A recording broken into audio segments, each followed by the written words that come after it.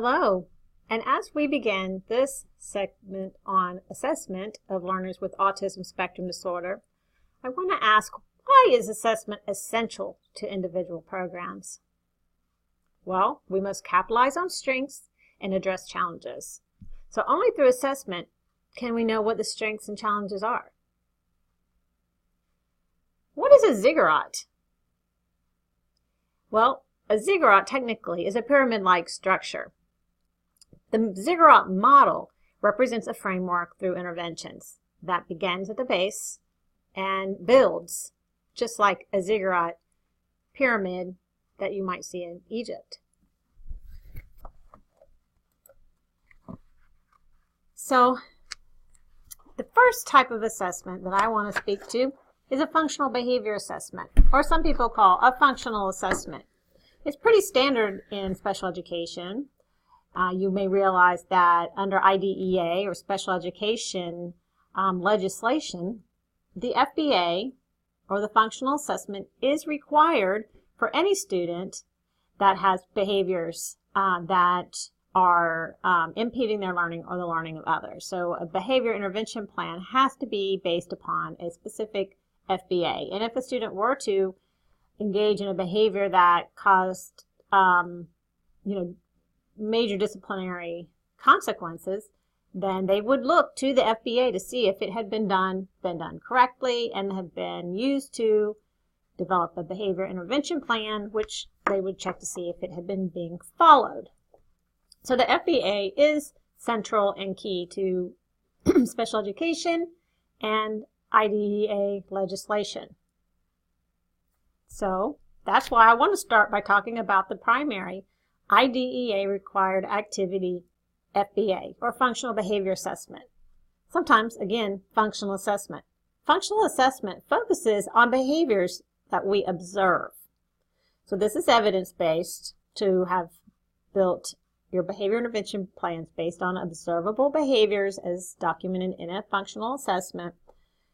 But for individuals with ASD, we also have to understand and consider those underlying characteristics that may be very well contributing to those interfering behaviors.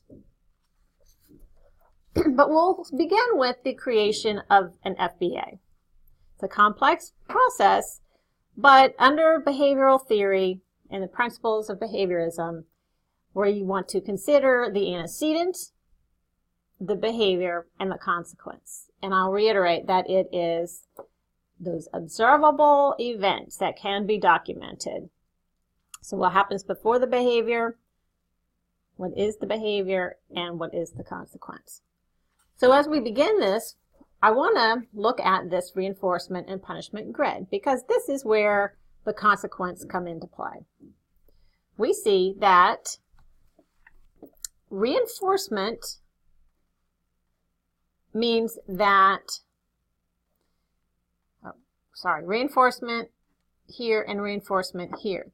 The key to reinforcement's definition is that when reinforcement is applied, behaviors increase in the future, or the likelihood of those behaviors occurring in the future increases. So by definition, reinforcement is either something that's desired is applied, or something that's not desired or dreaded is removed. And in turn, it's reinforcing, meaning it increases the likelihood of the behavior occurring again. So you either apply something you want or you take away something you don't want. That causes you to continue to engage in the behavior that makes that happen. And the opposite is for punishment. So punishment, by definition, decreases future occurrences of a behavior. So by applying something dreaded or removing something that is desired, the student likely will not engage in behaviors that has that as a consequence. So that's really the foundation of the functional behavior assessment, determining what is maintaining that interfering behavior. So reinforcement isn't always something that the teacher is in control of necessarily. The student could have his or her own consequences that are occurring that maintains that behavior.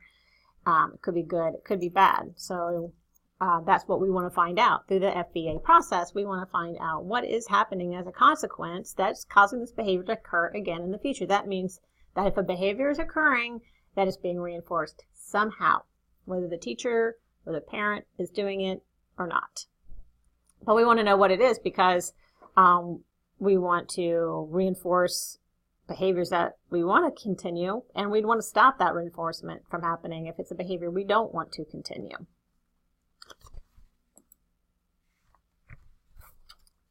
So there are some assumptions about FBA that your textbook covers. Okay. First of all, behavior serves a function. The common functions of behavior and these consequences that are reinforcing might be attention from a peer or an adult. It could be escaping an activity or a demand. It could be access to a tangible or a toy, or it could be sensory reinforcement. So the student could just really like the sensation of the sensory input or the removal of the sensory input that he or she does not like. So why do we scratch an itch? Well, because it feels good, or it makes the annoying itch go away. So it's reinforced to scratch the itch. All right. The second assumption is that behavior is related to consequences and antecedents. Antecedents are the triggers for the behavior. Consequences, again, not necessarily negative, are what happens after the behavior occurs. So for example, Sandy sees a little girl playing with a toy train. She walks up to the girl and pushes her. As a consequence, she's able to grab the train from a girl. Why do we need to know about the antecedent and consequences? Well, because we look for patterns so that we can adjust the environment for those antecedents to make the behavior that we don't want less effective. We want to teach students new behaviors, and we want to reinforce the new behaviors that we want to see. The third assumption is that behavior may be impacted by factors outside the immediate antecedent and consequence. It's important to understand these factors, and it will require collaboration. The fourth assumption is that behavior may result from biological factors.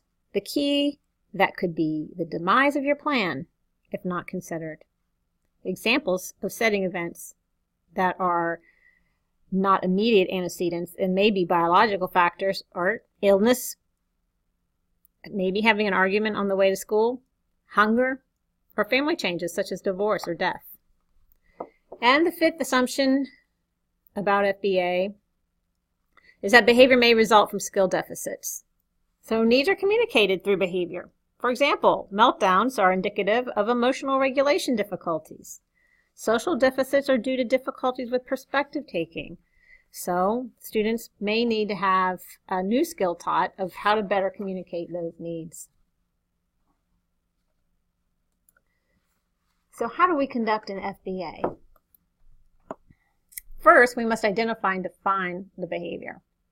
We want to know how the behavior is operationally defined.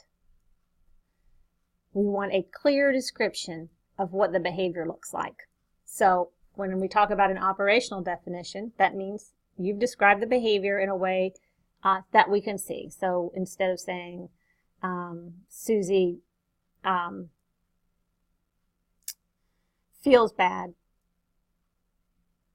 we don't know. We can't see feeling bad. But if we said that Susie cries, we could see crying. So we want to make sure that we're defining and describing these behaviors in a way that's observable. Why? Mainly because we need to measure the behavior. So we can collect data and know if we're seeing a change. So we, of course, need to be able to evaluate whether the behavior is occurring or not. So we have to see that. And we would need two people to be able to identify the same behavior to know for sure that it's observable and reliably measured.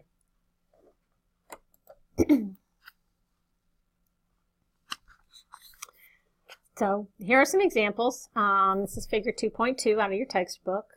And it gives you a good idea to say that maybe if you say someone is lazy, People might have an idea about what lazy looks like and when to determine if Susie's being lazy or not and intervene. But maybe two people think lazy is different. So maybe I think lazy is you'd have to be in front of the TV to be lazy. And someone else might think lazy just means guessing on assignments. So we want to know, in the case of that student, what is lazy? So operationally defined here. A lazy person does not put homework in the assignment bin and puts head on desk during math. So we have some comparisons here so you can see difference between a vague and an operationally defined behavior. All right, next you need to describe the triggers. Once you've operationally defined the behavior, you want to describe the triggers. By doing this, you can answer what predictably happens before the behavior occurs. But don't forget factors such as sensory differences and skill and performance deficits, and those biological factors. Your textbook on figure 2.3 gives you some common antecedents to consider. So I like the way the book gives you plenty of support so that you may be able to document this for yourself. So lastly, we consider usual consequences. In other words, what is the student achieving or obtaining from engaging in the behavior? So that takes direct observation to document each time the behavior occurs, what is happening. Are peers laughing? Is the teacher running over to the student to tell him to stop? Or is the student getting a toy? We don't know until we observe to see. And don't also remember that a behavior could be be a multiply maintained behavior, meaning it could be getting attention from peers, and it could also be helping the student get out of having to do a difficult task. So there could be more than one consequence.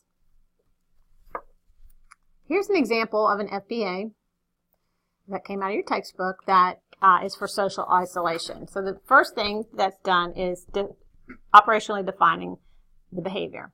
So if the teacher says the student's a loner on the playground, well, what does that look like? The student's wandering around the perimeter, flapping hands, shaking sticks in front of his eyes, and talking to himself. So then you look at, well, what happens prior to and after that behavior? So what triggers these loner on the playground behaviors? Well, it's recess, there's no structure, and it's after lunch. So that could be a little biological antecedent there. And then what does the student achieve by engaging in the flapping and the talking to himself and wandering? Well, he gets to isolate himself from peers, so that must be good for the student, and has the opportunity to engage in those stereotypic behaviors. And stereotypic behaviors are just repetitive behaviors, typically of a motor. So flapping hands might look like this, or maybe rocking, or with a stick, like to do this. So those are stereotypic behaviors and generally have a consequence of sensory stimulation. But we can't always just fall back on that. Sometimes that gets a student attention, or it also helps them get peers from coming around. So we can't always just fall back on that sensory stimulation as a reinforcer. Here's an example for melting down. So here we have to operationally define melting down. The student hits the teacher, yells, cries, and puts his head on the table. When he's given a written task. So that must be a skill deficit or something that is frustrating for the student. Motor issues are common with students on the spectrum. And then consequences are, by having this meltdown, the student gets told, you can't go to recess. Well, that's obviously what the student wants. Maybe the student doesn't also like to be around peers in an unstructured environment such as recess, and gets to do the assignment somewhere else. So that behavior of melting down is really working for the student to achieve what he wants in this situation. So you get an idea about how the FBA works and how we document this, and you'll see this leads to a way to plan. So that's why it's important to consider all of these ABC factors.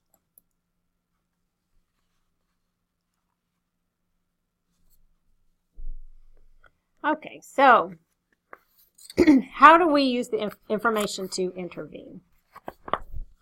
First of all, intervention needs to be comprehensive so that we address each area. Antecedent interventions, well, we change the environment. Intervention at the point of behavior is where we teach new skills. And finally, consequences allows us to intervene focusing on the reinforcement. We want to reinforce productive behaviors and stop reinforcing those interfering behaviors.